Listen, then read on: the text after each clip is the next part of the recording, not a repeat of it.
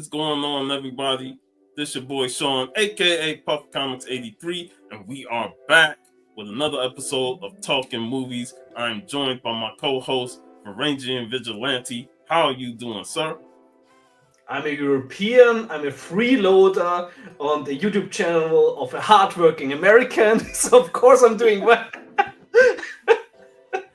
and I just want to say real quick, great show you had with Gary B. Frank Thorne. That was amazing. I wasn't able to be in the chat, but I caught the rewind, and great discussion you two had. Thank you. It was a lot of fun. But also today it's gonna be a lot of fun because we're gonna talk arguably the best Batman movie that was ever made, Mask of the Phantasm. Yes, I definitely can agree with that because while there are some Batman movies I enjoy, there's Batman movies I didn't enjoy. And the one movie that I know you tried to get me to talk about, what's up, Gray Man? Good to see you in chat. But one movie you tried to get me to talk about was Batman and Robin, and I soured mightily on wanting to talk about that film. I said I'll talk Batman forever, but Batman and Robin just disgust me. Not only because of the campy tone and all that stuff, but I love Schwarzenegger, but I hated his portrayal of Mr. Freeze because of what the animated series gave us with that character. Hey, but also Jesse Ventura and Ralph Möller in Batman and Robin. I forgot that Jesse Ventura was in the movie. That's how long it's been since I've seen it. I ain't seen it since I first watched it in the 90s, and I never watched it again. But do you know what killed the dinosaurs? The meteorite, the Ice Age? The Ice Age! But Mask of the Phantasm has the unfortunate thing that it was lumped in between Batman Returns and Batman Forever. Yes, I mean, for me at that point, you know, being like, we both were like early teenagers, like in that time when it came out, and for me this was Batman. You know, I did grow up on reruns on the 66 series as a kid, we all very much enjoyed. And I also, of course, enjoyed like Mike Keaton's Batman, of course, even though it was like a very unique interpretation. But when I still remember when I was like just coming home from school, and it was not school. It was like, I think was it Saturday? At least it was. I mean, it was like a nice day, and I turned the TV on, and then suddenly I heard and there's like, okay, this is my Batman.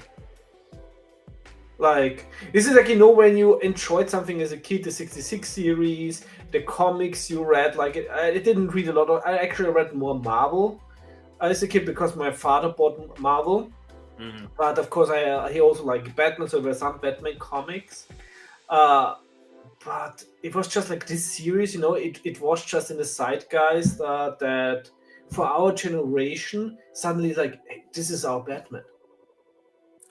It's funny because the 89 Batman film changed everything. Yeah. You know, and the marketing, you know, Tim Burton directing it, Michael Keaton, who, you know, people scrutinized at the start when he was cast, but, you know, he proved the doubters wrong to say that he is Batman. But when the creation of the animated series started, and you hear that opening Danny Elfman theme utilized for the cartoon, and it's like, oh shit, this is gonna be something different.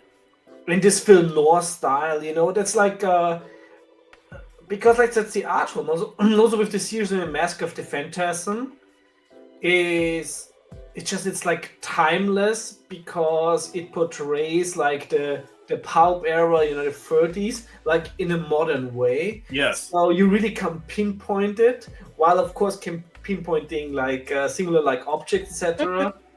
And there are those that I think, Sean is frozen. You should have not joked about Mr. Freeze.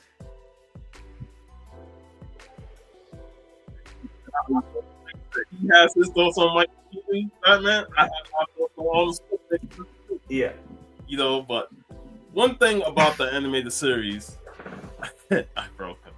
One thing about the animated series is that it really utilized the noir elements.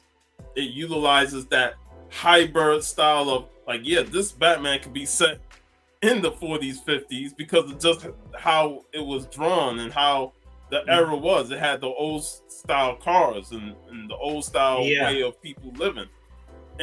But yet it just had this modern feel to something that's feel classic. Absolutely. And yeah, Grayman, you broke him. You're the Bane man. No, you broke the bet.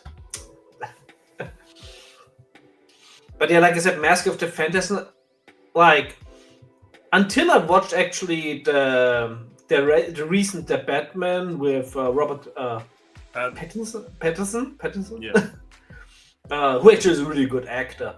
I would like this movie totally surprised me by how good it was, and it was actually like contemplating is like might be this the best new Batman film, but I still have to say that when you compare the Mask of the Phantasm with the Batman, that the Mask of the Phantasm manages to tell a story within 76 minutes, and that Batman is almost 3 hours, or is 3 hours, is that it shows how much creativity, how much talent was behind the making of the Mask of the Phantasm, especially how rushed the production was, because it was never supposed to be a cinematic release.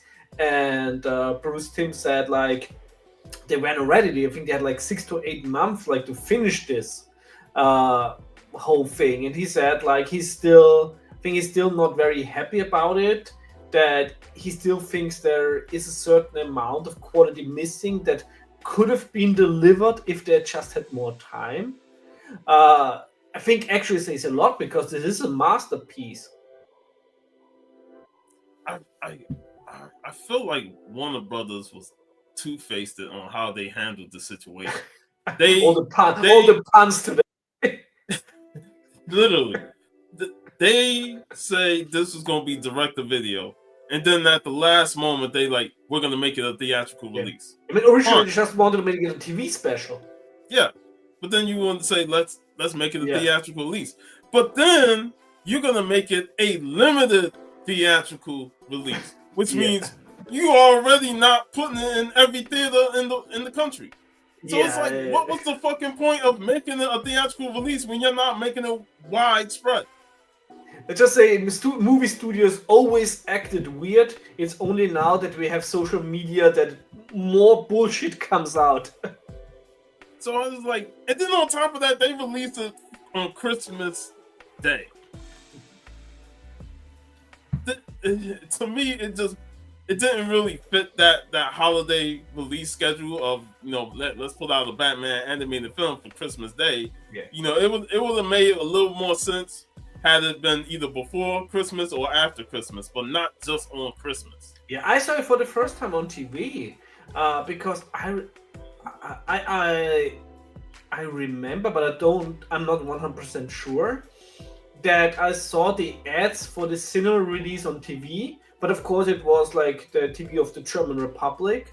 But here in Austria, we did not get a cinematic release, so I got like all these teasers why I was not able even to watch it in cinema. So I had to wait for it that it comes to TV, which actually I think it did quite early. But also, who knows? Because back in the day, the release schedule with international, sometimes was like sometimes a few years later, so it was not at the same time.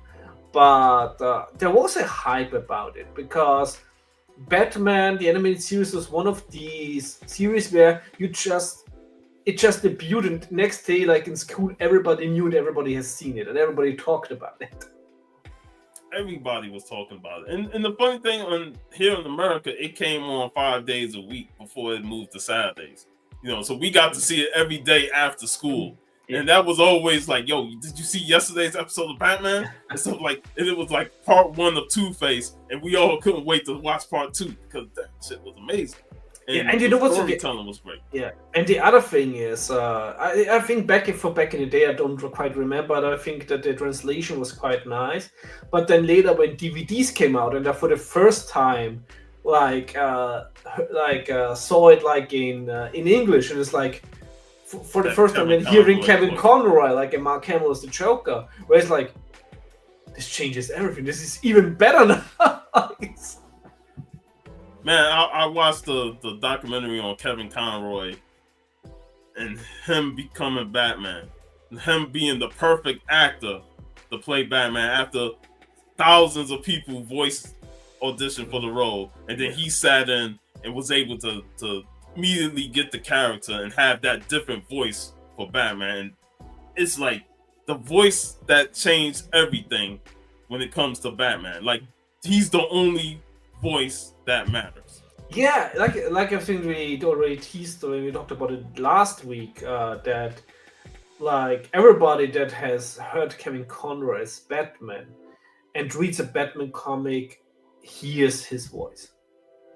And the thing that he was so good that of course they brought him back, so he's not only the voice of, even he's like I say he's the voice of Batman, but it was not only specific the voice of the animated series Batman, but also of the Arkham games. Yes.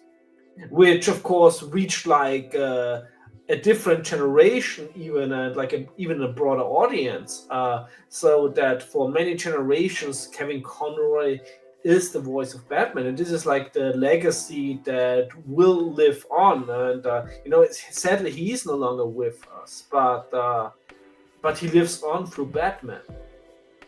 And I remember when DC was doing their animated movies. You look at that cast, it's like, it's Kevin Conroy in it, it's Kevin Conroy in it, and it's Hey, like, Dan. damn, no Kevin Conroy. What's up, Dan? But that shows you just how impactful his presence was as Batman, to the point where we all just wanted Kevin Conroy to be Batman. And while he was Batman for a variety of projects, he wasn't Batman always for voice acting. And it was like always a sign of disappointment for us. I know, because everybody wanted him like as an old man Batman, like as a Batman Beyond. Batman Beyond, just as good. Batman Beyond for me even was hit even closer than the original animated series. Like Terry McGinnis became my favorite Batman for the series, and this like Batman Beyond was for me always a must-watch TV, and for me like the trifecta of Batman, of like even like in top 5 of all the Batman movies, like talking about live action and animated, for me is Return of the Joker, Batman Beyond, of course, Under the Red Hood, that's also like fantastic. But yeah, Batman Beyond, Return of the Joker, and Mask of the Phantasm, shows that this universe has also like 2 fantastic movies that came out. And I remember when Batman Beyond first came out, I didn't know whether I would like it or not, but it won me over. Same, it was like, first when it started, it's like, this is new, I don't like it, and then it's like, I love it. This is my favorite Batman. And he has some really good villains too. It's like, man, absolutely, because usually I've always when I watched Batman, I hated Robin. Still, I just don't care about Robins. Like there's way too many of them. Yeah, there's like too many of them. But Terry McGinnis, back in the day was like it was like a character I could relate with, because he was not written in a way that panders like to the age group that he is in. He was just written like a good character and a relatable character. While every time, with Robin, even when I was a kid, it's like, get that fucking kid off, I want to see Batman. And this is also the great thing about the Mask of the Phantasm. No Robin, no bullshit. No Robin. That and people always try and make it seem like, where's Robin at? Why isn't he a part of the story. I'm like, this is a personal story for Bruce Wayne. Robin is not needed. Same with Harley Quinn. She wasn't really needed. Exactly, and this is like, I mean, as a matter of fact, this is like, you of course have elements in there from Batman Year One, but it's also, this is like a this is the definitive Batman story of the animated universe. Like, this is Batman's origin. This is Joker's origin, and this was supposed to be the ending of the animated universe, which would have been a fitting ending. I mean, luckily it was not the ending because we got Batman Beyond, we got like more episodes, but this is like, this is the film that really pinpoints who is Batman. And I love that the film really hammers in on what Bruce could have had he not go to the Batman side. You know, like we see him put on the ski mask and take out, guys who was robbing warehouses and stuff, but he wants to have this life of happiness that he didn't expect to have. I do have to say, like, of course, everything is very relatable, but in the moment at Gravestone, this is like, when he bargained with his parents that he doesn't want to be Batman, which, of course, they never. This is all in his mind, but this is like, is the cue to male loneliness becoming better? it was quite the incel energy. And then, but it was pretty interesting to see that side of Bruce, want to be happy, but at the same time conflicted on if he wants to be happy. Yeah, should have just asked Alfred. And then you get to the introduction of the character of Andrea Beaumont, voiced by the great Dana Delaney. And I would say the voice acting is, it's just excellent. Of course, there was also Dick Miller, Stacy Keach, Stacy Keach, and I mean, like, Avery Goda, who also think was in The Godfather, of course. So basically all the mobsters, like, you have like really cool voices, and just besides by having, of course, with Mark Hamill and Conroy, like the two definite like voice actors of the characters, Joker and Batman. And you know what's funny? Stacy Keach and Mark Hamill were both in John Carpenter's Body Bags the same year, which was an anthology. So for them to be in this movie and then be in that movie is pretty remarkable. Yeah, and of course Keach, like one of the manliest voices ever. Oh yeah. But Dana Delaney is like, her voice was so good, and this was like her first voice acting role, and she nailed it. And she was already great in films, Tombstone and others, but she really nailed that voice. And it led to her becoming Lois Lane in the Superman cartoon. Yeah, because here she really nailed it in a way that it felt like straight the voice, like out of the pulp area. Out of a detective story from the 30s. When she like this old Vixen, like entering the detective, and it's like with the smoke and everything. She totally nailed this vibe. So.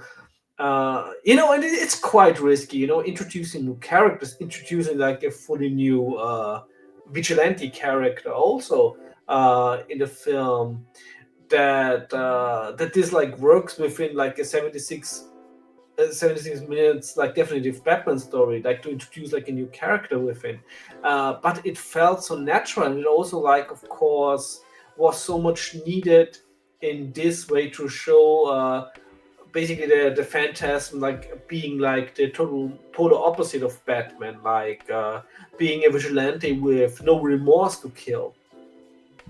Hey, Kenneth. What's up, Kenneth? And then I also want to mention we got Harry Bachner as Councilman Arthur Reeves. Yeah. He's known for being the guy in Die Hard who wants to negotiate and end up getting killed. And he also was in the Supergirl film, with Oh, Ellen Page. I haven't watched a Supergirl film, I think, since I was a Me kid. neither. And I like said, sometimes you forget who was in it, and he was in that film. Yeah. But one of my favorite scenes though, and it's also so crazy and diabolical on the Joker's point, was when the Joker confronts him and laces him up with laughing gas. Again, yeah. And the dude he's finally calm after the doctors, drugged him up and calmed him down, and then Batman showed up and he started laughing like, I'm in trouble now. He fighting laughter while giving Batman the information, but it just shows you how insane and crazy the Joker is. Yeah. I mean, they were originally didn't want to put the Joker in there, but of course, tell a definite Batman story, the Joker has to be in there, and they also made it like sense within the plot. So it especially really works very well, considering like the world building in the animated series. I mean, also generally the world building they did here. What I love, like in the back flashes, you see like with the World Fair, like it towards like a bright future, etc. And then of course everything happens, and then the very dark like gothic future of Gotham, and of course then also Joker using the old World Fair, the ruins of it as his hideout. So also really laughing to introduce like the robot, with the cutting knife, how the Joker like reprogrammed. They didn't want to use the Joker at first because of the conflict with the '89 film. Yeah, and it would be too similar because both films, Joker is essentially working with the mob, but I felt like the way they utilized it here was so fantastic because, in his younger days he was a side hitman for the mob, but then now he's the Joker, and the mob kind of fears him. So I feared him because he know that the Joker was the only one that can stop Batman. Because the movie paints Batman as the one that's killing the mob, but it was actually the Phantasm. Yes. And he wanted the Joker to handle the situation, but at the same time, he's like, this guy, I don't know. The part where he held up the Joker with his hands, and then the background turned orange, and the Joker got mad. He's like, and it was like, what brings an old timer to a two-timer like me? Yeah. And it's like I love that, and I also love when Batman deals with the mob. Like, to me, that's quintessential Batman lore. Exactly. The mob is like the villains. So I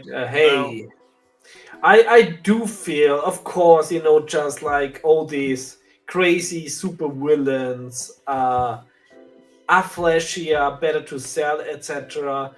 But I actually, I really enjoy when you really break it down and you don't have Batman going against like the mob, going against crime, when it's really more like a part detective story. I always love a good detective story, and until recently with that Batman, we never really got a great detective movie with Batman in live action.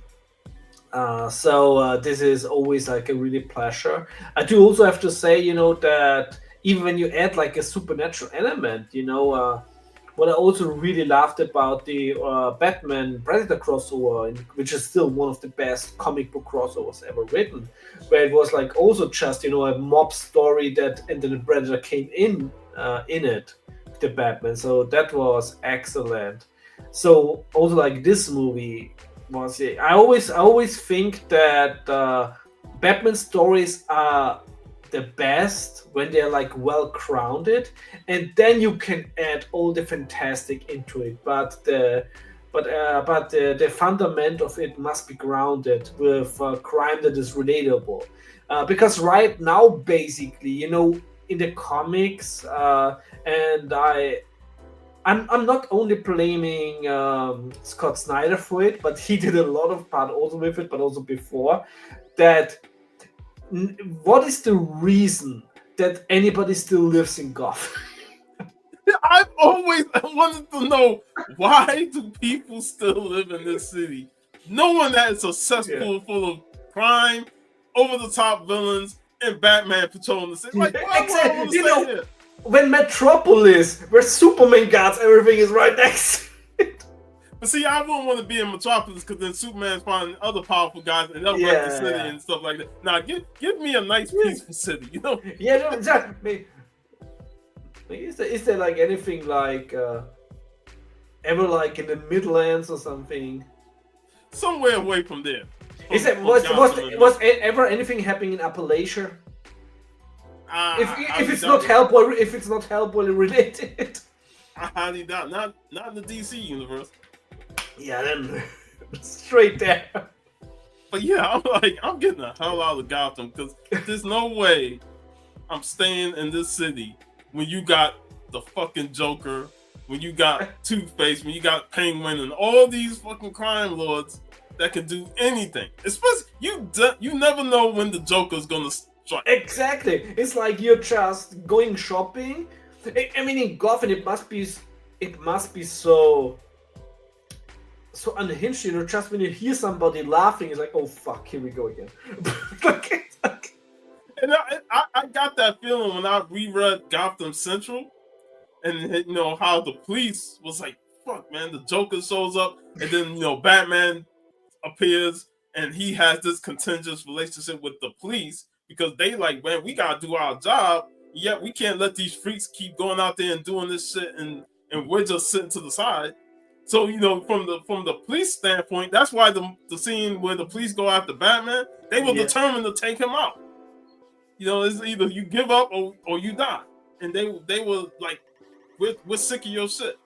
And actually, should be happy that Batman is finally killing. Like, they should be, but again, it's like you can't sit by and allow. That'd be like just that. Yeah, the Punisher's going out killing all the mafia guys. Hey, he's doing our job. But then you sit to the side doing nothing. So they're in a twofold situation. Yeah. Oh man. But I felt like the movie really did a great job when it came to setting up the mob, having them being aced, and then we get the background through flashbacks of Andrea and Bruce's relationship and her father's ties to the people that the Phantasm was killing off. You know, and I thought the flashbacks was utilized very well, because you got to see the origins of Bruce becoming Batman. You got to see the family side of Andrea and her father, and you know, you got to see the little tidbits of the Joker. Yeah. So all that just combined, that led to that amazing finale at the World's Fair, was just Chief Keith. You know, it was awesome. Absolutely, it's you know, it's just in a way that I don't think that within the frame. I mean, I think it's already for the PG rating that it got. It luckily was a very adult story, but however, you could still enjoy it as a kid, and this is also one of the magic about this film, which is actually with the whole the animated series, especially the early seasons, is when you watch it back and it is a teenager, you liked it for different reasons than you like it when you rewatch it later, like as an adult. So there are things in there that you don't really get until you're like an adult, but there's also like still things in there that you find just really rad when you're like a teenager. Yeah, the animated series really had some thought-provoking episodes, and again, it's like when you rewatch it, the more you rewatch it, the more you gain more appreciation for the storytelling aspect of it. Yeah, I mean, they really sold this to say, yeah, kids can watch this, but adults sat down and watched it, and it's like, this is something that we can just relate to and talk about with these storylines. Yes, and usually I'm always one of the people that say, hey, that the additional media should have as little impact on the original comics as possible. But the animated series made like a lot of these phony Silver Age villains, like really cool. I mean, Mr. Freeze without the animated series. He was just a regular. He was just a regular guy in the suit freezing people. Exactly, and the series added so much to it. I mean, right now Harley Quinn is probably probably the worst thing that DC has. Ninja. Hey, Ninja, great to see you again. But back in the day, you know, when Harley still had a character and not was just a Deadpool ripoff, that you had like really the tragedy of an abused woman that basically has like Stockholm syndrome with the Joker. You know, you had layers of death in there, which they now deleted from a lot of the characters. But back in the day, this was just fantastic. I mean, generally, like I do have to say that a lot of people still nowadays misinterpreted mad love as something romantic. It is not. It is toxic as fuck. Even the episode during the Gotham Adventures run, I was like, man, they really skirted the line on how to put this on Saturday morning TV. Yeah. You know, because like Joker literally pushed her out the window and she fell down. I was like, yo, that's crazy. Yeah. This is like not romantic. Like, and then you see like people out there, oh, I want to have a Joker Harley relation. Like, hell no. Like, what the fuck? Like, when you really dig into it, it's like that is a toxic relationship on top. Yeah. But this is also what makes it for a great character. Like within a story. Like not real life. and that's the thing that really makes Mask of the Phantasm so great, is that it takes rounded level characters, make them relatable, and then things happen and he's like, I see the point of both of these characters. Yeah. Because actually, you know, when you think about it with Andrea and Batman, it's also sort of a toxic love relationship, because it's more of like a shared pain when they met. So it's also like it feels more like they're codependent. And it's funny, Bruce was already going through that with, you know, his parents died when he was a kid, and then what happened to Andrea happened while they were in a relationship.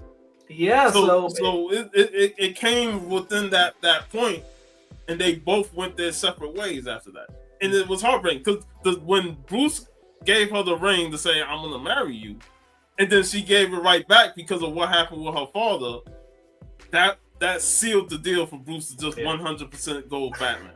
I do think that both would have been an awful couple because of the codependency, but yeah. Again, it's like you really can't predict what happened if they done that. Maybe she would have changed something into Bruce. We don't know. Bruce could have turned out to be something completely different had he not like fallen into that whole darkness. Yeah. But I just love the intertwine of their relationship, and yet the vengeance part, which is why I liked that quote that Alfred used: "Vengeance blackens the soul." You know. Yeah. I mean, Alfred also had few scenes, but all important scenes. Like. And you know, both characters was driven by vengeance, and I like how they use it against each other. You know, when Batman investigates her house and she was there, and she like used the parents analogy of like, you never gotten over your parents, because she saw him at the cemetery twice, and that's how she figured out that he was Batman. And then later on, you know, he told her, like, you can't use vengeance to solve things. And she looked at him like, you're doing the same thing. Only less effective. But yeah, it's like this movie, every time I watch it, it's like, man, this is what you want to see in a live action setting. But they never really like figured out how to do it in live action settings. Yeah, but now I get why DC's putting Batman in everything. Now we're talking about Batman, we suddenly have people in the live chat. We talk more Batman, everybody show up. Yeah. They like, damn it, they finally talking some comic content. Not some obscure movies that like that barely get a release somewhere. But yeah, it's like this movie, like one of the things that I always enjoy when it comes to discussing this film is Mark Hamill as the Joker is right there with Kevin Conroy. They neck and neck to the point where they were basically at the hip. No, the signs were and the signs were always there. And then Mark Hamill became really a clown on social media. I can't even discuss that. I don't even want to discuss that. I just want to talk about him being the clown prince. I really think that this is like the one thing he really did perfect is the Joker. Because Luke Skywalker is a pussy. Like anyway, but yeah, the Joker is really, he's the definite Joker voice. And you know, him and Conroy just played off each other so well that, like I said, every animated movie or even the Arkham video games. The Arkham games, I mean, so good. Like you can't have Kevin Conroy voice Batman and somebody else voice the Joker. Yeah. It's like, no, it's got to be Mark. It's got to be Mark. Because those two are just so good together that nobody else can replicate what they had, the chemistry they had. And that's what really elevates this film. That's why it was a good thing that they included the Joker. Because we've seen the Joker on the animated series. Yeah, but still, you know, when you tell a definite Batman story, a Joker needs to be in it.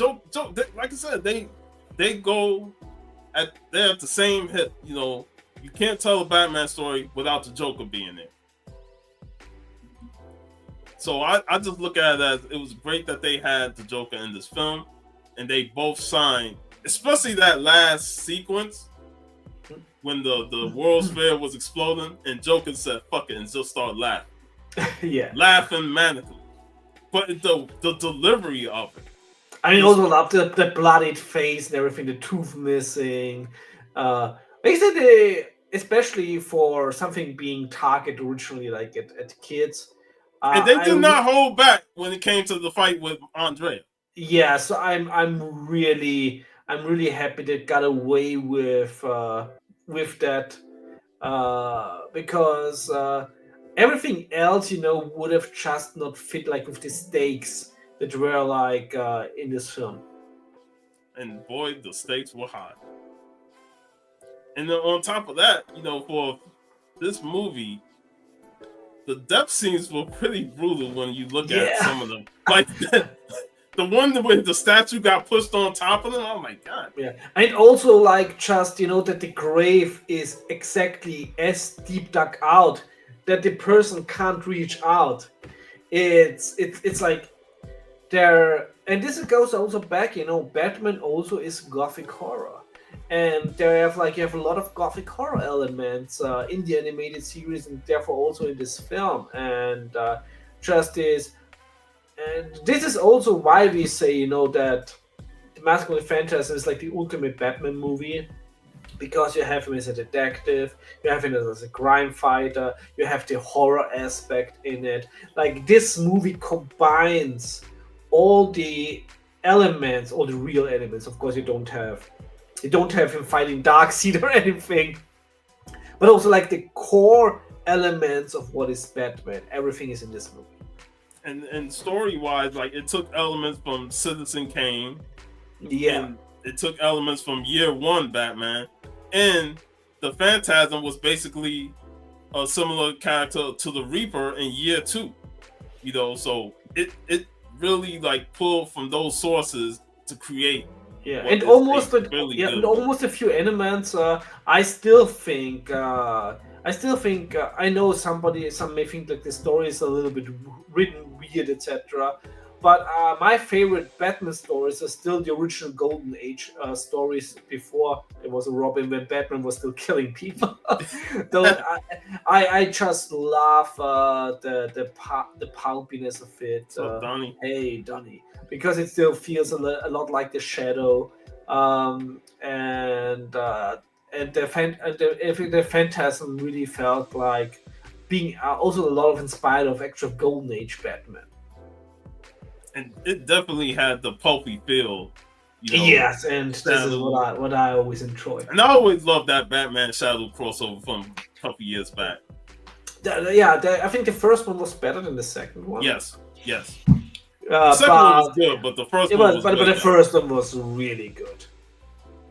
And it's like it's perfect pairing, Batman and the Shadow. I mean, in the future we still have to talk Alec Baldwin as the Shadow. Yeah. Which is actually not a bad movie. And also, I saw his the video when he was on the Jennifer Hudson. So I need to talk the Phantom with Billy Zane. Oh yeah. Both movies are, of course, in my collection. It's like Billy Zane, of course, always like listen to your friend Billy Zane. So it's like we also have to talk the sniper films in the future. Yeah, and eventually we'll talk Batman '89 and Batman Returns and Batman and Robin. Because we talk Batman forever, so we have to talk the other three. And as much as I dislike Batman and Robin, I'm like, if we're gonna talk about it, we gotta talk about it. We gotta. For me, the only torture would be watching watching the I forgot the name of the director that I don't like. He's also doing the new. He's also fucking up Odysseus. Damn. What is the name of the director? There's a couple of them directors that you don't like. I know, but who did the Batman movie that everybody laughs with, Heath Ledger's the Joker. Oh, Christopher Nolan. Christopher Nolan. I absolutely despise Christopher Nolan as a director.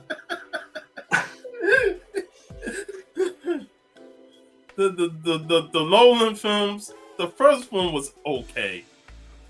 I liked The Dark Knight with Heath Ledger, even though his Joker is just so far out there. But it was different enough that it didn't really like push me away. I just hate that Nolan takes always something fantastic and normalizes it. Is it that I don't have a problem if somebody tells a grounded story, but he just makes everything so bland and normal. Like even like his other movies, like Memento and what is the one with the driver? No, not Fight Club. No, Fight Club is a good movie. Yeah, Fight Club is a good movie, but yeah. And the one with the with Leonardo DiCaprio? Yeah, with Leonardo DiCaprio. Yeah. I know that movie though. That movie was a mind trip. That one was stupid. That movie felt like somebody had like first semester of philosophy and written a movie. That was just so plain and it just I just can't stand any Nolan movie. And one of the things with Nolan films is like you can watch it once and not really never have to watch it again. Yeah. That at least for me. Like even if I enjoyed it, I don't want to watch it again. I don't even watch them once now. Like it's like hell no. One aspect of Batman: Mask of the Phantasm did so well, and gotta talk about Shirley Walker, the music composer. Oh yeah, the music is fantastic. That version of the Batman theme with the chanting in the background definitely adds to the gothic horror vibe. And it's one of those songs that I can just replay over and over again. And it just gives you that that vibe of dark. Immediately, yeah, you don't even have to watch the movie if you just hear the No, you don't. soundtrack. You're already getting into the scene. Play the Thanks for Grim being Man. here, great man. And you just look at what she did. Danny Elfman did the '89 film in Returns, but then she tweaked the theme for the animated series, and then tweaked it some more for this film. Every time she tweaks that song, it gets better and better and better. And it's like she really nailed it when it comes to the music of Batman throughout the series. Absolutely. And I also think that I mean, of course, like any animated series, you need to have a killer theme. But just without her music, I just think that there would be something missing in the series, and when you it's just like it's perfect. Like I wouldn't change anything with the music. Of course, sometimes with the writing, you can say, "Oh, something didn't age well," etc., or like it's like, "Oh, this doesn't hit the same as it did back then." But the music is just like the portrayal of Gotham is like timeless. Yeah, it's just on point, and it just fit every scene. Even the small scores really like elevate them scenes. And then the fight scene with the guys who was stealing, like the part where Bruce jumped up to give him the punch through the face while he's on the bicycle. I need to see that in live action. They'll fuck it up, but I just need to see it just for the absurdity of it. And I'm like, you just gave away for everybody that you're Batman. it was like, damn, man, how he can do that? But yeah, it just like the fight scenes was great. Like I said, they didn't hold back, and I just love when Batman or even the Phantasm, they in the situation, and it's the Joker. When Phantasm moved the paper and Sal's decrepit face was all fucked up because he was smiling and dead, and the Joker with the camera is like, oh shit. Yeah, and I also love the respect for continuity. Like, for example, like the redhead that put a drink into Bruce Wayne's face. That she told the backstory. She was like in an episode actually, where she was like going out with Bruce Wayne. So that was also excellent. Yeah, and it showed the character trait that Bruce just cannot commit to no woman. Yeah. Because he has a double life. He's rich playboy by day, and he's the Dark Knight at night. So like, of course I'm not gonna stick with you. But always looking back though, he had the relationship with Andrea, and he thought she was gonna be the one, and it didn't happen. And now they're both alone. At least Bruce got Alpha, so he's not alone. And he's got a bunch of Robins after him. So. I mean, technically, like, all the things he has in the Batcave, it's like he's never alone. Never alone. But it's like this Tinkerer sort of midget that he had like once in the forgot the name. But right now, like, Batman is never known. He has also, within a continuity-wise, a very small span of years, shitload of Robin. Shit ton of them. And like, damn, how many times can you get a new Robin? And for good measuring, I think it felt like Scott Snyder was coming up with a new one every year. Oh, some of the characters Scott Snyder came up with. What about the Bluebird Signal? Also, like, I was like, then of course the kid in the yellow uniform. What was his name? It was actually also his parents got killed by the Joker gas. Now I remember. Yeah. And again, I was like, they're irrelevant. Yeah. All the characters that he created that could be potential sidekicks, I was like, nah. Yeah, it's like there's already enough. It's like already Damien was one too many. Yeah, like once he had Damien, it was like, don't need no more. Just stop at that. Or just say, fuck it, I don't need no more Robins, man. Fuck. Yeah, it's like stop the Robin applications. You know, nobody needs to be Robin. And just move on. Exactly. But yeah, that's Batman Mask of the Phantasm. I'll tell you, if it wasn't for the WrestleMania stuff coming up, I'd probably be watching a lot more of the animated stuff. But we have now 3 weeks of WrestleMania ahead of us, so we're gonna talk from 3 different eras. So we're gonna put it in 3 parts. We're gonna talk about our favorite matches. Yeah, because I'm not trying to watch all those shows in full.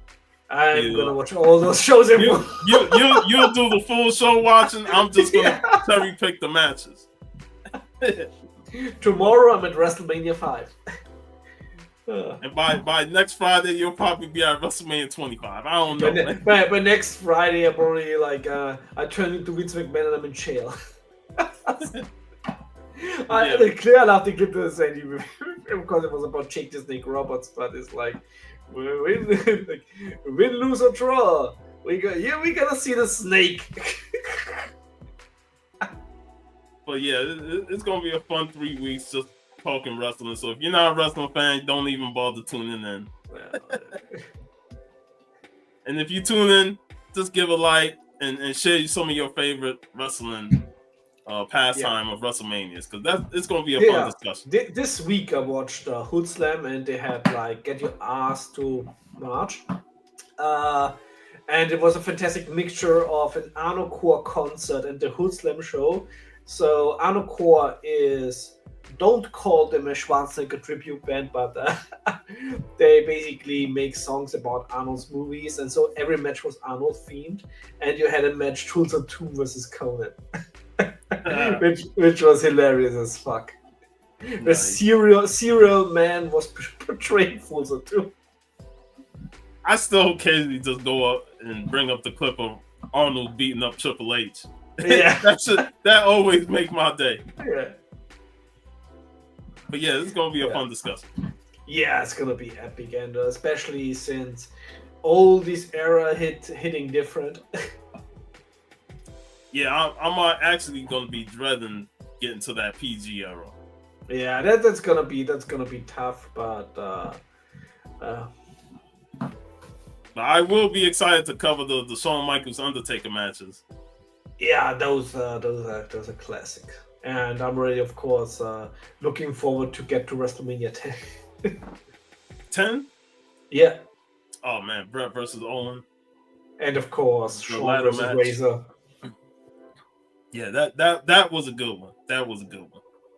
Yeah. Probably the best of the new generation era. Yes, that one was. That ladder match really made me a wrestling fan. Like that really made me like, from just like watching it to really like, fuck yeah. So we're gonna end it on that note. Yep. We're gonna end it on that note, and we'll see y'all next week. I just want to say have a great weekend. The Common Call crew will probably be back the following week. And VV, you got anything other planned with Gary B? And we still have. We're gonna talk about some next show. We're gonna probably have, maybe also one of the next weekends. We're gonna talk about the Roy Thomas, Robert De La Torre story from Savage Sword of Conan, and otherwise, I'm just like looking forward also to watch WrestleMania 23. The birth of Durek wins. Excuse me while I whip this out. Durag Vince was a menace. Yeah. All right, man. Everybody have a great weekend, and we'll see y'all next week. Peace.